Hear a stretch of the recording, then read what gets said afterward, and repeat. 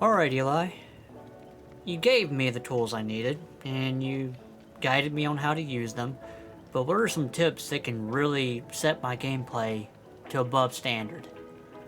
I'm glad you asked. Let's get into it. Alright, for the first tip here, we're going to go with always check the news, because just recently they're dropping some stuff that could help out the survivors and killers in order to progress in the game. Also, some new cosmetic skins that are coming out. Pretty dope. The next quick tip is always try to do your daily rituals, because if you don't, well, you're going to be missing out on a ton of blood points here. Next one is every week check the Shrine of Secrets. As you can see here, in 2 hours it's going to refresh, but you can get some really cool perks as described in the previous videos. Next big tip here is going to go with playing as the killer. I said this in the advanced guide series. Try to take time out of your busy survivor life to dabble in the dark arts a bit and play as each of the killers that you have unlocked, because you will better understand how they think and how to avoid certain perks and their abilities. Always good to do that. Please do that. And a tip that many survivors forget is always use custom game. Get some friends together, practice as a team against one of your other friends that plays, as well as take the time to learn all of the maps. So this goes hand in hand with being able to learn the killer, if you don't want to get the blood points for it. Also, if you use the custom games option, as you can see here in the loadout section, all the perks from all the survivors are unlocked.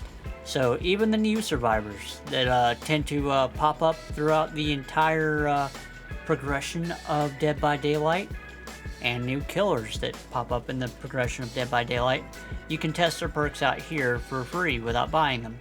That way you know if you actually want to use that perk, or if it's worth buying the perk in the Shrine of Secrets, or buying the Survivor even for all the perks if you prefer to be able to use all of them on different builds. This is a great way to do that without having to spend money or shards, because, you know, those things are valuable. Alright, moving on to some of the in-game tips in order to get your Survivor rank up pretty quickly. Let's go, shall we? Alright, a real quick side tip here. Whenever you're loading into a match, you should take the time to look at what map you're on, because if you know the map because you've learned it, you can try and remember where all the pallets are. That way, in case you have to escape a killer really quickly, you know where the pallets are. A good tip to keep in mind is, well, find at least 2 totems a match, that way you can break them. That'll secure your rank for the most part, as well as getting chased and unhooking survivors. And repairing generators. You know, from the guide. Never panic whenever you hear the heartbeat. That just means the killer's near you. It doesn't always mean he sees you. So don't run, always crouch, because you don't want the scratch marks to be showing. He will definitely see that, he or she, whatever the killer is at the time. A good side tip is learn the 1 and 2 keys on your keyboard. I don't know what it is on console, but if you sign to your teammates, even if you're not in a VC with them of some sort, they can pretty much tell what you're trying to do. Such as, come on, or that way, or let's get on this generator. Right here. I saw that my teammate was trying to break the totem before, so I tried to show her one. But she wasn't having none of that.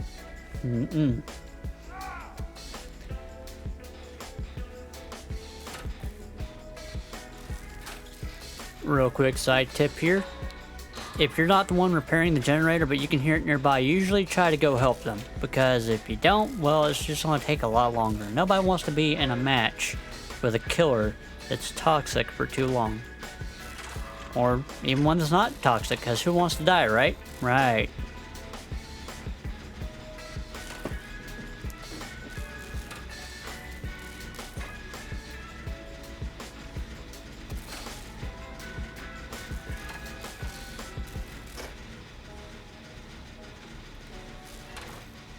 Another good tip to keep in mind when inside the game: if your teammates don't break the totem, you break the totem.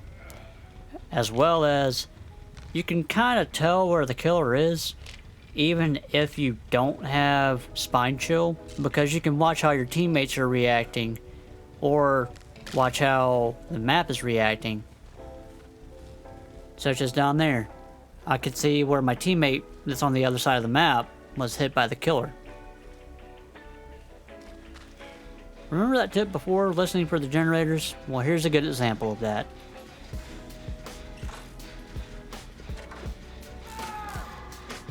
Whenever a teammate goes down while you're on a generator, don't panic and rush to them. Try and finish the gen as quick as possible. That means the killer's busy and not bothering to come look for you.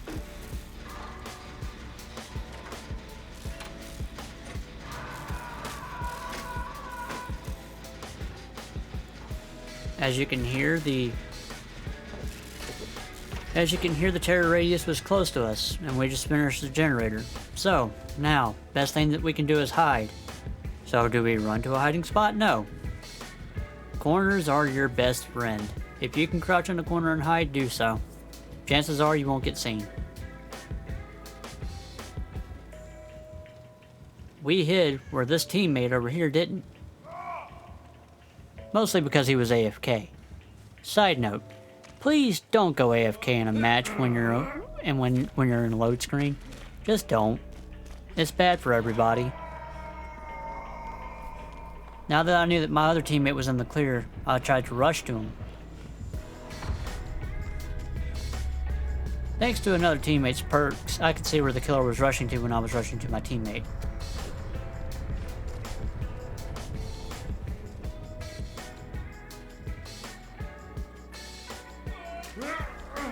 Unlike me, don't try and unhook your fellow survivors whenever the killer's right in view.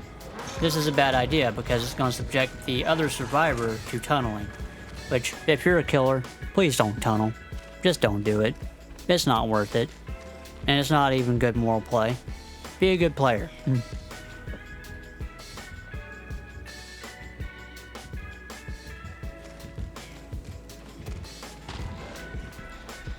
Sometimes you gotta know when it's a good idea to dip and go straight to a generator. That's what we're gonna do. I ran straight to a generator because I knew that that teammate was on his second stage of sacrifice. I've heard this generator while he was running away from the killer because he had already repaired it partially. Whenever you set off a generator, don't panic and dip like this. Whenever you set off a generator, don't panic. Just try and find a nearby hiding spot. Also, start using boxes to your advantage. I saw where he had already searched this box before. So, I used that idea, and it pays off. He checks the box that he didn't check before, leaving me alone.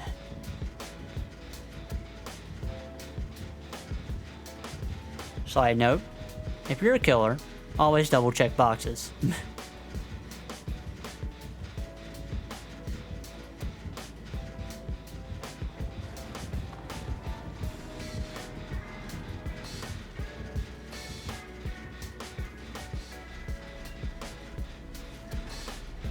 See what being cool, calm, and collective did? It paid off. Let's get this generator up.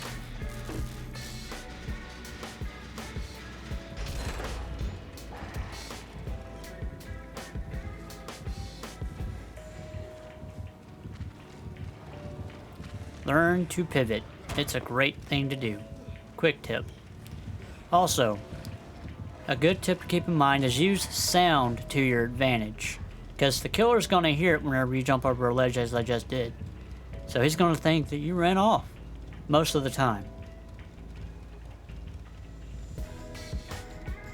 Here I am being cool, calm, and collective again.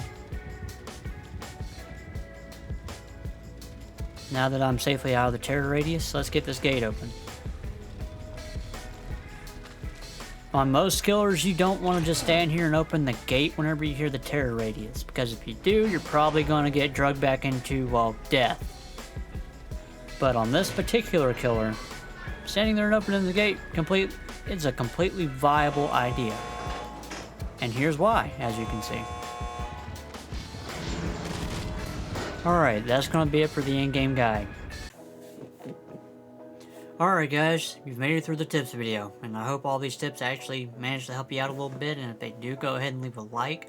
And if you want to be notified whenever I drop another video pertaining to Dead by Daylight or any other games, go ahead and subscribe. There's going to be a variety of social media links, including a Twitch link and a Discord link down below if you're interested in that. I stream on Twitch, I stream Dead by Daylight and a variety of other games if you want to stop by and chat. I would love that support. And until I see you guys in the next video, good luck in the fog, and you guys keep on gaming.